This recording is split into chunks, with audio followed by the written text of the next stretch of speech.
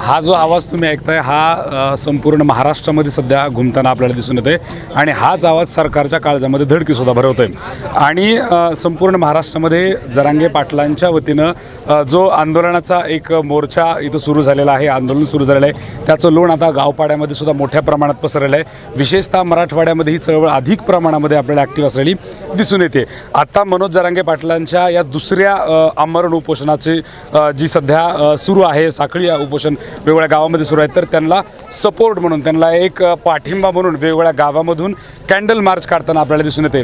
Candle March हे प्रतीक आहे, शौर्याचं प्रतीक आहे, शांततेचं प्रतीक आहे की आम्ही जरी शूरवीर असलो तरी आम्ही शांततेच्या मार्गाने, आम्ही कोणालाही त्रास न देता आम्ही जरांगे पाटलांच्या आंदोलनाला, मराठा आरक्षणाच्या आंदोलनाला सपोर्ट दाखवतोय, अशा आशयाचं संपूर्ण मराठवाड्यात, महाराष्ट्रामध्ये सध्या मोठं आंदोलन सुरू आहे.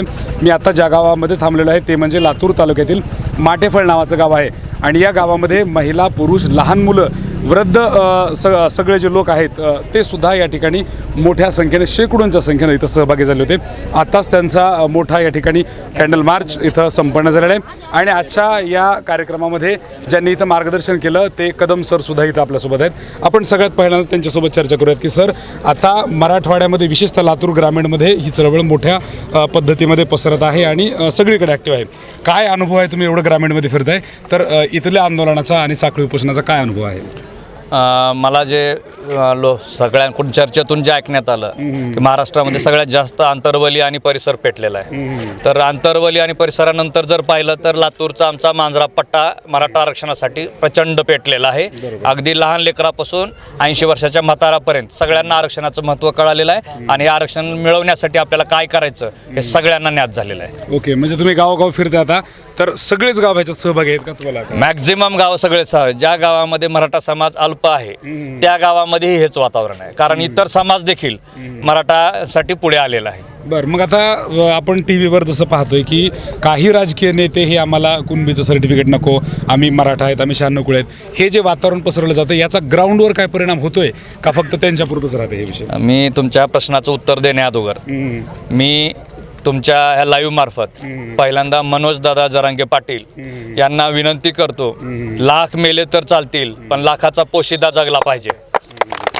दादा, तुम्ही सारखं वारंवार भाषणात म्हणलात की मी समाजाच्या पुढे नाही, बरोबर आहे, तुम्ही खूपदा म्हणलं की मी समाजाच्या पुढे नाही, तर मग आज हा कोण आहे? सगळा समाजच आहे आणि हा सगळा समाज तुम्हाला विनंती करतोय की तुम्ही पाणी प्या, औषध उपचार घ्या आणि हा लढा चालू राहू द्या. तुमचा शब्द एक ना एक मराठा ऐकल आणि तो पूर्ण करेल. आम्ही सगळेच हात जोडून विनंती करतोय, दाखवा सगळ्या लोकांना, दादा समाजाच्या पुढे तुम्ही जात नाही हा शब्द पाळायची आज तुमची वेळ आलेली आहे. आम्ही तुम्हाला विनंती करतोय की तुम्ही हे उपोषण पाणी पिऊन चालू राहू द्या किंवा औषध उपचार घ्या. आता आम्हाला तुमची काळजी पटली. आम्हाला आज असं वाटतंय की आरक्षण नकोय आम्हाला, पण आमचा माणूस जगला पाहिजे, कारण आणखीन लढण्याचं बळ आम्हाला तुमच्यामुळे येणार आहे. आम्ही आरक्षण घेतल्याशिवाय थांबणार नाही, पण तुमच्या तब्येतीची काळजी वाटते. आज जे लोकांना टी व्हीवर आम्ही पाहतोय ह्या लोकांना तुमचं जगणं नको झालेलं आहे या सरकारला, म्हणून हे काही हालचाली करत नाही आहेत. आणि तुम्ही जे आत्ता प्रश्न विचारला या प्रश्नाचं उत्तर हे राजकीय पुढाऱ्यांचे पाळलेले गाढव आणि कुत्रे आहेत आणि हे रोज येतात आणि भोगतायत. माझा प्रश्न आहे, आज जे काही पोलीस अधिकाऱ्यांच्या बैठक होईल की कायदा व सुव्यवस्था हातात घेऊ नका. माझा प्रश्न आहे, कायदा व सुव्यवस्था हातात घ्यायला भाग कोण पाडलं? तर आज सदावर्तेसारखे लोक सरळ म्हणताय की मराठ्यांना आरक्षण मिळणार नाही. आमचा मोर्चा म्हणजे जत्रा आणि जरांगे पाटलाला एकेरी भाषेत तो बोलतो, हे सगळं पेटवणार नाही तर काय? दोन समाजात तेढ निर्माण करणारच आहे ना हे. आणि याला जबाबदार जर कोणी असेल तर तो हे पाळलेले गाढव आणि कुत्रे आहेत. यांच्यामुळं मराठा समाज कुठं आक्रमक झाला आहे. पण तरी सांगतो, हे शंका अशी आहे की ह्यांचेच पाळीव कुत्रे काहीतरी दंगल करत असतील, कारण मराठा समाज मनोज जरांगे पाटलाचा शब्द मोडत नाही. बरोबर आहे का? आणि आम्ही दादांनी सांगितलं लोकशाही पद्धतीनं आणि शांततेच्या मार्गानं आम्ही लढा लढत आहोत. त्याचंच प्रतीक आता तुम्ही कॅन्डल मार्चद्वारे पाहिलेलं आहे. आणि हा लढा कुठपर्यंत चालणार आहे? तर हा लढा आरक्षण मिळेपर्यंत चालणार आहे. जर हे आम्हाला माहिती आहे, पंजाबच्या शेतकऱ्यांनी जो लढा 11 महिने लढवला ना, तो खूप चर्चा झाली जगभर. त्याच्यापेक्षा जास्त चर्चा ह्या मराठा आरक्षणाच्या लढ्याची होईल, ह्याची मी तुम्हाला खात्री देतो. ओके, म्हणजे इथं सरांनी आपल्याला सांगितलेलं आहे की एक या माटेफळकरांनी एक भावनिक साथ घातलेली, एक विनंती केलेली आहे की मनोज जरांगे पाटील यांनी पाणी घ्यावं, औषध उपचार घ्यावा आणि हा सगळा एकंदरीत समाज हा त्यांच्या पाठीमागे खंबीरपणे उभा आहे. आणि विशेष म्हणजे हे पण सांगितले की जरी काही राजकीय पुढारी कुठलेही स्टेटमेंट देत असतील किंवा काही वादग्रस्त वक्तव्य करत असतील तरी त्याचा ग्राउंड लेवलला सर्वसामान्य मराठा समाजावर याचा कुठलाही परिणाम होत नाही. हा संपूर्ण समाज म्हणजे एकत्रितपणे राहून मनोज जरांगे पाटील यांच्या मागे खंबीरपणे. गावातील अनेक सारे मंडळी यामध्ये सहभागी होते. तर गावातील लोकांचा कसा प्रतिसाद आहे आणि या सगळ्याकडे कसे बघतात यासाठी आपल्याला गावातले इथं खोशे सर आहेत. तर सर काय सांगाल, कशा पद्धतीने ही चळवळ गावामध्ये आहे? सर, मी सर्वप्रथम तुमचे धन्यवाद देतो, कारण की आमचं एवढं मराठ्याचं रक्त सांडून देखील मीडिया आज ही गाढव मीडियावरती दाखवत नाही. सर्वप्रथम मी तुमचं अभिनंदन करू, टाळ्या वाजवून सर्वांचं अभिनंदन करावं. सकल मराठा समाजाची बातमी आपल्या चॅनलमार्फत प्रसारण आपल्यामार्फत होतं, याच्यामध्ये आम्ही सर्वप्रथम समाधान. त्याचं कारण असं आहे, आंतरवाली सराटी या ठिकाणी अतिशय शांततेमध्ये आंदोलन चालू असताना तेथील लहान मुलापासून वृद्ध माणसापर्यंत जो अमानुषाचा लाठी हल्ला झाला आणि याची गंभीर हा मीडिया घेत नाही. ह्यासारखी दुःखद बातमी किंवा त्यांचं जे वर्तन आहे मीडियाचं ते फार चुकीचं आहे. मी म्हणतो त्यांनी त्यांचा गाशा गुंडाळून ठेवा आणि मराठा समाजाला जे काही खरंच जे आरक्षणाची गरज आहे त्यांनी स्पष्टपणे टी व्हीवर सर्व ABP माझा जे कुठले काही चॅनल असते त्यांनी स्पष्ट आणि क्लिअर कर ही जनता त्यांनी चॅनलवरती दाखवावी त्यांची बातमी. महत्त्वाचं म्हणजे आरक्षणाच्या संदर्भात बोलायचं झालं तर जरांगे पाटलाची मांजरा पट्ट्यानं दखल घेऊन आमचे सहकारी कदम साहेबांनी एक मांजरा पट्ट्यामध्ये मोठा लढा उभा केलेला आहे. त्याचाच एक भाग म्हणून सर्वप्रथम गादोर परिसर मांजरा पट्ट्यातील सकल मराठा समाज आंतरवाले त्या ठिकाणी सुरुवातीला जाऊन जरांगे पाटलासोबत चर्चा करून त्याचाच एक भाग म्हणून आमच्या सहकाऱ्यांनी गादोड येथे मोठी 5 लाखाच्या आसपास मराठा सकल समाज असेल अशी मोठी सभा गादोड या ठिकाणी घेतलेली आहे. आणि ह्या सरकारला गेंड्याचे कातडीचं जे सरकार आहे ह्यांना जाग येत नाही. जोपर्यंत आपल्याला आरक्षण मिळत नाही हा लढा आमचा मांजरा पट्ट्यातलाच असेल किंवा पूर्ण महाराष्ट्राचा असेल हा चालू, जोपर्यंत आम्हाला आरक्षण मिळणार तोपर्यंत चालू राहणार आहे. त्याचाच भाग म्हणून माटेफळमध्ये आम्ही साखळी उपोषण चालू केलेलं आहे. आणि यानंतर जोपर्यंत आम्हाला आरक्षण मिळत राहील आमच्या रक्ताच्या शेवटच्या थेंबापर्यंत आम्ही लढण्यासाठी तयार आहे. जोपर्यंत आम्हाला आरक्षण मिळत नाही तोपर्यंत आमचा लढा बंद राहणार नाही. तरी ह्या सरकारनं गांभीर्यानं मराठा समाजाची दखल घेऊन मनोजदादाकडे बघून त्यांची तब्येत त्याने पाण्याचा थेंब आणि अन्नसुद्धा कसलंही घेतलेलं नाही.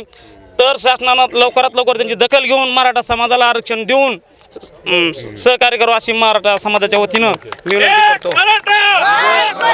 सांगितलेलं आहे की जोपर्यंत आरक्षण भेटणार नाही तोपर्यंत हा समाज आणि हे गाव पूर्णपणे मनोज जरांगे यांना पाठिंबा देणार आहे आणि या लढ्यामध्ये शेवटपर्यंत सहभागी राहणार आहे असं इथल्या गावकऱ्यांचं म्हणणं आहे. आणखी एक युवक आपल्यासोबत आहेत.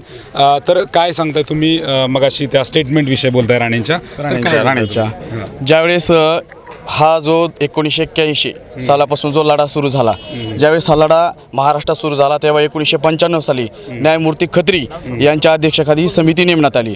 तर अध्यक्ष खत्री यांनी 2000 साली हा अहवाल सादर केला आणि त्याच्यामध्ये त्यांनी स्पष्ट सांगितलं की मराठा आणि कुणबी आणि मराठा कुणबी हे वेगळे नसून एकच आहेत आणि तुम्ही त्यांना कुणबी प्रमाणपत्र देऊ शकता, हे त्यांनी स्पष्ट केलं.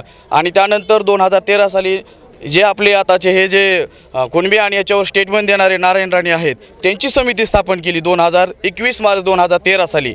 आणि त्यांनीसुद्धा स्पष्ट केलं की हे सगळे एक आहेत आणि हे शैक्षणिक आणि आर्थिक मागास आहेत आणि त्यांना आरक्षण देण्यात यावे. त्यावेळेस त्यांनी ते स्टेटमेंट दिलं 2014च्या निवडणुकीच्या आधी. आणि आज का ते असं भडकाऊ स्टेटमेंट देतात आणि समाजामध्ये फूट पाडण्याचा प्रयत्न करत आहेत. आम्ही सकल मराठा परिवाराच्या वतीनं त्यांचा जाहीर निषेध करतो या वक्तव्याचा. आणि आमच्यात आरक्षण मिळेपर्यंत फूट पडणार नाही आणि सरकारला हे आरक्षण आम्हाला द्यावंच लागेल हे मी त्या ठिकाणी सांगतो. गावातील युवकांनी आपल्याला सांगितलेलं आहे की कशा पद्धतीनं काही राजकारणी इथं समाजामध्ये दिशाभूल करण्याचं काम करत आहेत. इथे एक गोष्ट आपल्याला प्रकर्षानं जाणवते ती म्हणजे आता मराठा समाजातील प्रत्येक व्यक्ती ही अभ्यासू होत आहे. ते पडताळून घेत आहेत की नेमकं स्टेटमेंट काय आहे, त्याच्यामागे सत्यता काय आहे. उगाच काहीतरी रिॲक्ट होण्यापेक्षा की नेमकी सत्य परिस्थिती काय, नेमका इतिहास काय, ह्याचं बॅकग्राऊंड काय हे आता युवक इथं जाणून घेण्याचा प्रयत्न करत आहेत. आपल्यासोबत या गावातील काही सिनियर मंडळीसुद्धा आहेत. तर आपण त्यांना विचारतात की दादा, तुम्ही मागच्या म्हणजे 40 वर्षापासून जसा हा लढा सुरू आहे तसं तुम्हाला चांगला आठवत असेल मागच्या 40 वर्षामध्ये, तर त्यावेळेसचा लढा आणि आत्ताच्या लढ्यामध्ये काही फरक वाटतोय का तुम्हाला? कारण त्यावेळेचा लढा आणि आताच्या लढ्यामध्ये फार फरक आहे. पूर्वीची परिस्थिती अशी होती की जमीन जायदाद भरपूर होत्या, लोकांना सुखसुविधा होत्या, शैक्षणिक मागासले होतं, एवढं शैक्षणिक नव्हतं. आता काय झालेलं आहे, जमिनीची विभागणी झाली आणि जमिनीची विभागणी झाल्यामुळे प्रत्येकाला काय केलं, थोडी थोडी जमीन आली. शिक्षणाचं महत्त्व वाढलं, पण शिक्षणाचं जरी महत्त्व वाढलं असलं तर शासनाच्या मानसिकतेत काही फरक पडलेला नाही. कारण एखादा मराठा माणूस जर 80% मार्क घेत होतो आणि दुसरा 60%, तर तो काय करतो, 80वाल्याला त्याला काही किंमत नाही. मग ह्यानं वर्षभर अभ्यास करायचा आणि अभ्यास करून जर काहीच मिळत नाही, त्याची मानसिकतेचं खच्चीकरण होत आहे. त्याच्यामुळे त्याच्या मनात अभ्यास करावा का नाही याची अशी परिस्थिती निर्माण झाली आहे. बरं, दुसरं काही मराठीचा असा विरोध नाही कुणाला किंवा ह्याला का आरक्षण दिलं नाही किंवा त्याला काय दिलं नाही म्हणून नाही. आरक्षण सगळ्याला द्या, पण सगळ्यासोबत आमचं जे हक्काचं आहे ते आम्हाला द्या. आज शासनानं जाहीर केलं आहे की ज्याच्याकडे सर्टिफिकेट आहे कुणबीचं त्यालाच आपण, तुम्ही आज समिती नेमली त्याच्यामध्ये पाहिलं किती कुणबी लोक आहेत आणि त्यांना तुम्ही म्हणजे समाजामध्ये धुई पसरण्याचा किंवा समाजामध्येच भांड लावण्याचा प्रकार हा सरकार करीत आहे. आमची मागणी आहे की सगळ्यालाच आरक्षण पाहिजे आम्हाला. त्याच्यावर कुणबी कुणाच्या सर्टिफिकेट असेल प्रमाणपत्रावर किंवा नसेल, आम्ही असं मागणी केली नाही की आम्हाला कुणबी जेवलेलं ती द्या. आम्ही असं मागणी आहे सर्वसामान्य सगळ्यालाच आम्हाला पाहिजे, कारण आम्ही सगळेच कुणबी आहोत. चुकीनं काय झालं, काही काळ असा होता की अशिक्षितपणा होता, ज्याला समजत होतं की कुणबी म्हणून आपल्याला काही तर पुढे फायदा व्हायला, मग त्यानं काय करायचं, त्या शिक्षकाला त्यावेळेस सांगितलं की सर आमचं मराठा कुणबी द्या. त्यावेळेस शिक्षकांनी काय करायचं, मराठा कुणबी द्यायचं. पण ज्याला माहीत नव्हतं, अहो पहिली शाळेत गेल्यानंतर वडिलांना माहीत नव्हतं की मुलगा शाळेत माझ्या काय करतो. मग शिक्षकांनी तारखा लिहिल्यात आणि शिक्षकांनी त्या ठिकाणी मराठा हिंदू मराठा असा उल्लेख केला आहे. त्याच्यामुळे कुणबीचा हा विषयच नव्हता आणि सर्वसामान्य शेतकऱ्याला माहीत नव्हतं की कुणबी काय आणि मराठा काय. ज्याला कोणाला माहीत होतं त्यांनी तेवढ्या पुरता त्याचं करून घेतलं आहे. पण त्याच्यामुळं त्याच्या जी फसगत झालेली आहे, ही फसगत आता शासन काय करायलं आहे, उलट त्याला हवा द्यायला लागले. त्याच्यामुळं आम्हाला काय करायचं, सर्व जनांगांनी जर सांगितलं की आम्हाला कुणबी सरसकट आम्हाला आरक्षण पाहिजे आणि जोपर्यंत सरसकट आरक्षण मिळत नाही तोपर्यंत हा मराठा काही शांत राहणार नाही.